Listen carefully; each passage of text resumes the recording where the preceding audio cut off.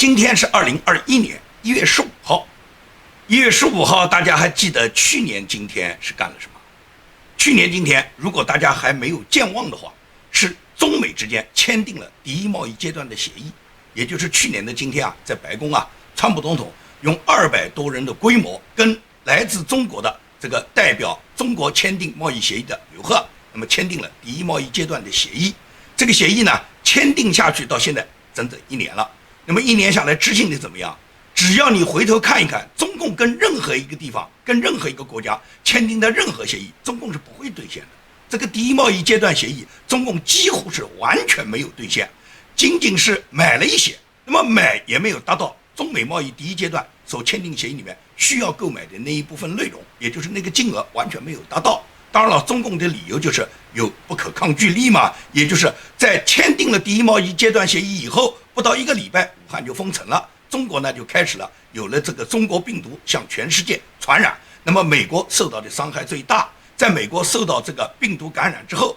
那么毫无疑问来讲，中美之间这个第一贸易阶段协议也没有如期举行，这是中共找到的一个借口。那么没有这个借口，你觉得中共就会执行吗？中共同样不会执行啊。所以说，中共耍流氓的手段，川普呢，他从来呢就没有学会。如果川普真的是耍流氓，川普今天不会是这么一个结果的。川普他是一个绅士，他是一个君子，他从来就没有采取耍流氓的手段。现在对川普总统所污蔑的什么他号召那些暴民冲击国会大厦，这都是对川普总统的栽赃和诬陷。川普根本就没有这样去做。如果川普真的是一个流氓，是一个耍流氓手段的人，远远不是现在这个局面。可以讲，他一上任以后，他马上就会把奥巴马、希拉里这些人送进监狱，把南希·佩洛西这一类人就送进监狱。当民主党这些大佬，尤其是跟中共勾兑的大佬，和包括共和党的这个麦康奈尔、赵小兰这一类跟中共有长期勾结、有各种利益交换的人，把他们往监狱里面一送，你觉得今天还会有这些人联手做掉川普的这个可能吗？所以说呢，正是因为川普总统他是一个君子，他在各个方面都是按照保守派的这个要旨，按照保守派的教义，尊重上帝的信仰，川普是这么去做的。所以呢，川普实际上他是一个绅士，而绅士你跟流氓交手，你肯定是输的，因为民主党这些人跟你就是玩流氓手段。所以说你们看到今天他们对川普总统的赶尽杀绝呢，就已经完全能够体会到民主党他就跟中国共产党一样，他采取的是非常流氓的手段。包括这几天，拜登马上就要开始登基，就要开始他的这个正式下一任的这个总统登基日了。那么在这个登基之前，派出了大量的这个国民自卫队，派出大量的军人，已经呢把华盛顿围得水泄不通。目前来讲，华盛顿地区的通知有很多地铁站，也就是经过白宫和国会大厦这个附近的所有地铁站已经全部停开，所有的商场关门，大量的军人已经把这个地区完全驻扎。我们在网上看到一张照片，就是白宫和国会大厦外围已经架起了高高的铁丝网。这个景象你看到，这是美国总统登基吗？是美国总统宣誓就职大典吗？这完全就是白色恐怖啊！这简直就是渣滓洞我们看到的那种景色啊！这个怎么会出现在美国这么一个神圣的自由民主灯塔国家里面，一个最高首府，一个最高殿堂呢？国会大厦和白宫呢？但是这就是现实的发生了哇！包括彭斯他都亲自到现场去指挥这些所谓国民卫队，对他们发表讲话，要求他们能够保证新总统如期的登基。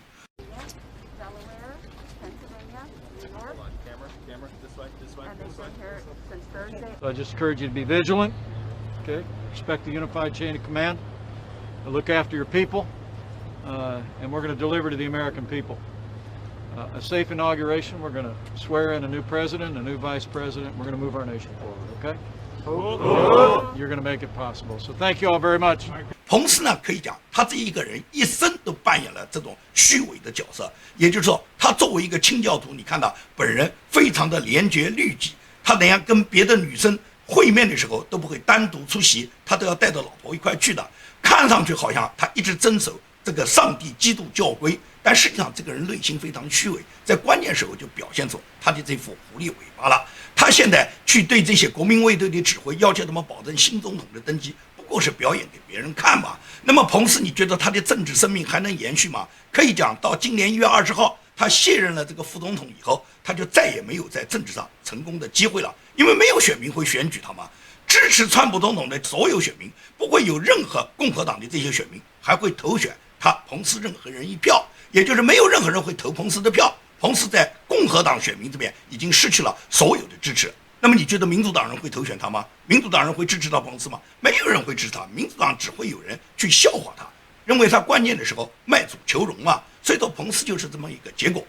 但是呢，民主党呢，他就要制造这种恐怖气氛，他不断地宣布，不断地散布，尤其是各大主流媒体不断地散布，说是川普总统呢在号召的民兵，号召的各地的武装呢，在各个州政府集会，然后呢要在这个1月20号之前呢，民兵武装呢企图呢夺取国家政权。不断地散布谣言以后，给川普总统也施加了很大的压力。所以在这个情况下呢，川普总统自己是发表了一个声明，就说绝对不允许美国出现任何暴力行为，所有的暴力行为既不代表他，也不代表美国人民。这是川普总统前2天就发表了一个声明。那么昨天呢，在互联网上我又看到了川普总统的大儿子，就是小川普，我们讲小唐纳德·川普，他本人呢也发布过这么一个声明，他就说在1月20号之前，所有的美国各个州府和各个州的大城市举行的武装集会呢，完全是不存在的事情，完全是没有可能。川普总统没有要求任何地方做这样的事，也不存在有这样的武装集会。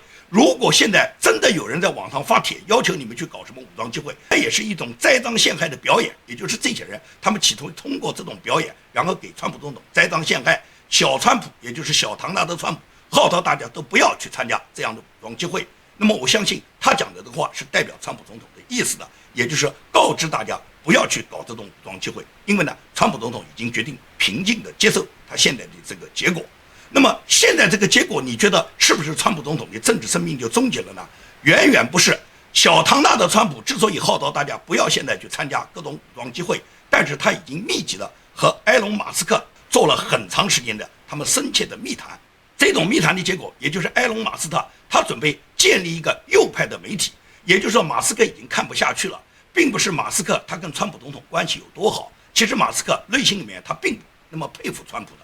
只是他忍受不了这种对自由言论的限制，对川普总统这个在任总统对他言论的打击。马斯克大家都知道他是来自南非的，他如果在南非，可以讲他这个人不会，他这一生都不会有什么名气，他也就是碌碌无为。那么正是因为他看到南非迅速的垮塌，南非在曼德拉号召的这个社会主义的这个进行下，把所有的南非原来非洲第一的这个富裕的国家，一下子经过几年就已经堕落成一个共产主义，堕落成一个贫穷的国家。所以说马斯克他在他很小的年龄时候就已经移民来到了美国，是美国这个自由民主灯塔的国家给马斯克创造了一片他自由发挥他才智的天地。所以说马斯克的天才在美国得到了极大的发挥，他无论是他自己探索太空，他创立的 X-Space 公司把大量的卫星送上太空，除了马斯克有这种尖端的才能之外，他发明了很多啊，包括他的电动车特斯拉现在是全世界最牛的这个电动汽车，他发明的 PayPal 也是通过网上支付是最好的一个支付手段。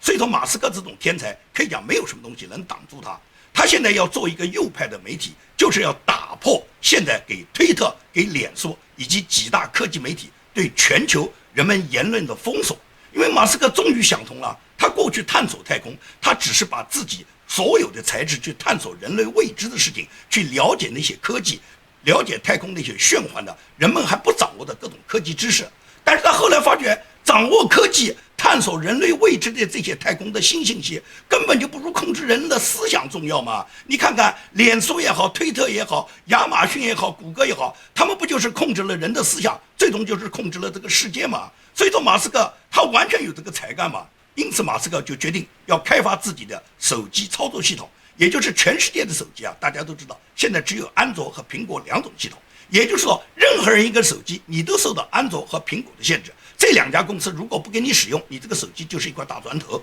那么马斯克就要挑战这个，马斯克首先就承诺他要开发手机操作系统，他的这个操作系统将会跟全世界所有其他的手机操作系统一样，给别的公司大家都可以自由使用，形成竞争。形成竞争的结果也就是他们垄断不了了，垄断不了也就是大家每一个操作系统想办法怎么去服务好自己的民众，让自己的民众更加好的使用自己的系统，然后呢他们愿意来买单，这就是良性竞争。同时马斯克他会创立社交媒体，他的社交媒体已经跟小唐纳德·川普已经商量过，准备把这个社交媒体办成一个自由媒体，也就是绝对不会封严，绝对不会删帖，并且他说他这个媒体会会让人们免费使用。那么如果马斯克和小唐纳德他们能达成协议的话，我相信这件事很快能做成，因为马斯克是完全不缺资金、不缺智慧、不缺能力的，没有一个人会怀疑马斯克有做到这一方面的能力。那么同时呢，现在给川普总统支持的很多犹太富翁呢，都表示一定要支持川普总统，打造一个保守派的媒体，也就是这个媒体将遵循美国的传统价值观，同时绝对不会删帖封号。因为大家都知道，川普总统呢把耶路撒冷呢指定为以色列的首都以后，给大量的以色列人，尤其是在美国的犹太富豪呢，对川普总统表达了十分的尊敬，他们十分支持川普总统。但是呢，很可惜，就是这些犹太富豪呢，他们只有钱，他们有的是财富，他们不控制互联网，不控制大的科技媒体，所以说这些大的科技媒体在限制人们言论，在打击川普总统的时候，这些所有的犹太富豪都是一筹莫展的。那么经历了这个痛苦以后，大家现在开始能够调整自己的战略。这些犹太富豪呢，都拿出自己的资金来支持川普总统的女儿伊万卡，支持川普总统的女婿库什纳，希望他们能建立一个保守派的媒体，让这个媒体呢跟现在已经形成垄断体制的这些推特啊、脸书啊、亚马逊啊、谷歌啊、苹果啊，跟他们共同竞争。有了共同竞争以后，最终呢这个局面就完全不一样了，谁也不可能有垄断。而且现在有230条，既然现在国会的这些绝大部分的领袖们，包括麦康奈尔，包括南希·佩洛西，他们都不愿意废除230条，因为他们要利用230条，通过这些左派的媒体保护他们的隐私。那么就反过来，川普总统他的团队和帮助他建立这些社交媒体的人，也就可以利用230条嘛。既然230条不能删他们的帖，也不能删我们的帖嘛，那我们利用这个230条，我们就可以扩大我们的阵容嘛。那么最终就变成两军对垒，最终就是打破垄断，最终就是大家良性竞争，也就是谁被民众唾弃，谁就被市场淘汰嘛。最终就建立了这么一个机制。所以到这种情况，我觉得是非常好的。也就是目前小唐纳德·川普他现在走的这条路，显然就是在川普总统平静地离开白宫以后，虽然拜登他窃选成功了，但是不代表川普总统从此就退出了政治舞台。他有7500万美国的民众支持他，他完全可以成立另外一个大党。这个党一旦建立的话，可以讲所有的民主党、共和党里面支持川普总统、支持美国传统价值观的人都会去，加上创立自己的这个保守派的媒体以后，又有埃隆·马斯克的支持，我相信川普总统在未来的4年仍然能展现他极大的政治力量。正是因为川普总统有这种政治能量，才是南希·佩洛西要对他赶尽杀绝，要对他弹劾的原因，要把川普总统剥夺了他从此再也不可以竞选，从此让他退出政团，这是南希·佩洛西他的想法。但是人民的意志你违背得了吗？即使是川普总统他本人不亲自出来竞选，他也可以培养出卓越的领导人，也可以去挑战美国现在民主党他形成的这个腐败和盗窃的机制。所以说在这个情况下，你是拦不住人民的意愿的。民主党的领导人南希·佩洛西也好，拜登也好，贺锦丽也好，还是共和党建制派大佬麦康奈尔这类人也好，都深知川普总统的影响力，深知川普总统在人民民众心中的他的这个巨大的支持力，所以说他们要对川普总统赶尽杀绝啊。这也就是为什么他们利用这次国会这个冲击事件，他们大肆的抓捕川普总统的支持者，他们就是要制造恐怖气氛，就是要杀一儆百，通过这个方式去打击川普总统的支持者，最终就让川普总统的支持者不敢支持川普啊。所以说他们大搜捕是非常厉害的。大家可以看到 FBI 也好，美国的警察部门也好，美国的司法系统也好，在去年6月份席卷全美的这个黑名贵和安提法活动中，所有各大城市基本上都受到了黑名贵的冲击，打砸抢烧是漫步每个城市。这个时候你看不到 FBI 的工作，也看不到司法系统在启动，也看不到法院审判了多少这个制造黑名贵的那些犯人，也就是这种罪犯都被放纵的，让你感觉到好像司法已经死了一样。但是这2天所有的 FBI 都不断的在抓捕大量的川普的支持者，法院现在也加速审判啊。也就是说大家知道美国的司法系统不是死，是装死。到了现在民主党要求他们开始干活了，他们一个个都神气起来了。所以说呢，现在呢抓捕川普总统的支持者已经成了这个社会上面他们举报暴徒、抓捕暴徒一个非常热烈的话题。根据美国 ABC 晚间电视新闻公布的这个暴徒，这些暴徒里面除了有美国海军海豹特种部队的退役军人，也有学校的老师，更有一个曾经3次参加过奥运会，有着奥运会2金1银2铜骄人成绩的美国知名游泳选手克莱特·凯勒，他也受到了起诉。ABC 报道说，他是被他的教练和其他运动员举报而抓捕的。最引人注目的是一个18岁的女孩，她大义灭亲，她举报了她的妈，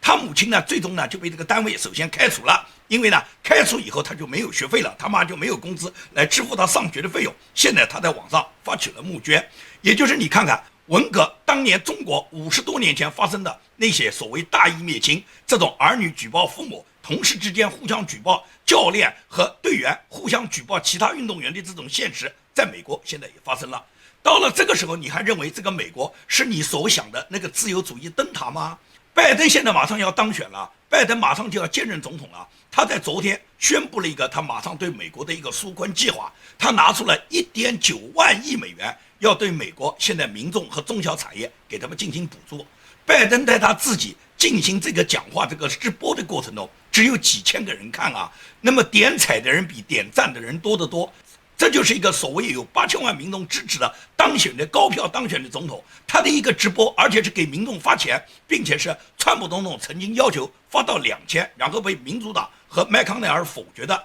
他们现在仍然要继续把这个钱发到2000，已经拿到600的会再补你1400，也就是说这个方案同样是川普总统他大力提倡的，被他们否决的。现在拜登来，拜登他重新把这个方案提出，他来讨好老百姓。但是就是他这种讨好百姓的这个电视直播，只有几千个人看啊，而且点彩的比点赞的多，这就是拜登他的人气嘛。你可以看到他在老百姓心中有什么影响力吗？但是为了配合拜登，民主党的这些城市、这些市长、这些州长马上就开始配合拜登的政策了。不久前在川普总统执政的时候，他们还要求关闭所有的饭店，关闭所有的小商店，导致很多小企业全部破产。这些民主党的官员，比方说纽约的市长、芝加哥的市长，这2天突然就是180度大转弯啊！他们要求饭店和商店马上就要开啊！目前可以讲，大部分民众还没有得到疫苗啊。如果病毒变异怎么办啊？这时候怎么不强调病毒了？前一段时间一定要关，说是有病毒，他们就是要破坏川普总统嘛，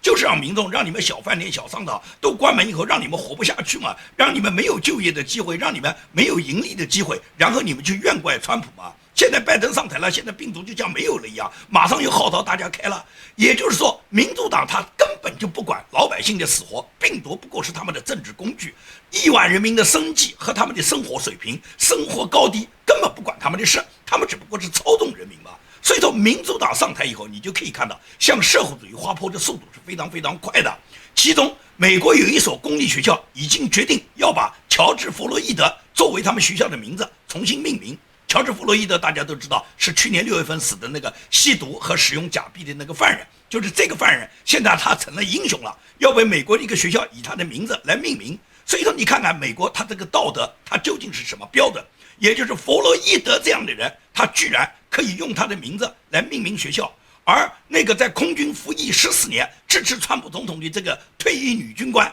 阿什利，他居然现在被当作暴徒。就这么简单哇，这就是道德观哇，道德标准在美国就发生了这么极大的变化哇。而且民主党他采取的赶尽杀绝政策，居然民主党有一个女议员，她叫莱克玛·威廉姆斯，她提出了一项议案，这个议案是要求禁止川普总统在他自己的余生中永远不能进入美国国会大厦。也就是这个女议员，她对川普提出的这样的一个议案，她目的是什么？她就是羞辱川普啊！你有什么权利不让川普总统进入国会大厦？任何一个美国人民都有权利进入国会大厦，国会大厦是人民的，他应当向人民开放。你有什么权利限制川普总统？而他为什么这样做呢？他就是要羞辱川普，也就是说，对川普总统马上要离任，他对川普总统和川普总统的幕僚、川普总统的支持者不断的打击以后，也就是杀鸡给猴看嘛。那么这2天，川普总统有一些坚决支持他的幕僚，现在已经陆续离开白宫。纳瓦罗在昨天他就离开了白宫。他离开白宫时候，我们看到他带走了一幅照片，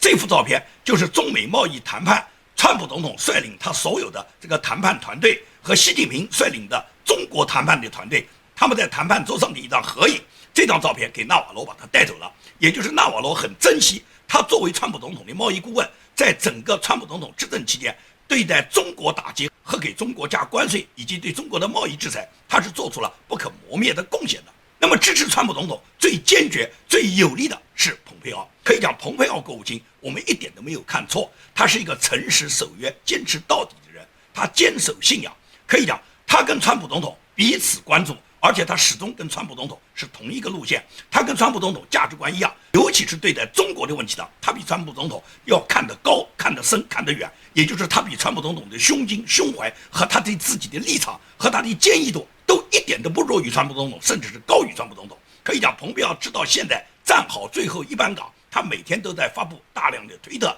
他的推特都不断的描述和展示这一届川普总统他所获得的成绩，他做了多少其他总统无法完成的功绩，尤其是对待中国的打击，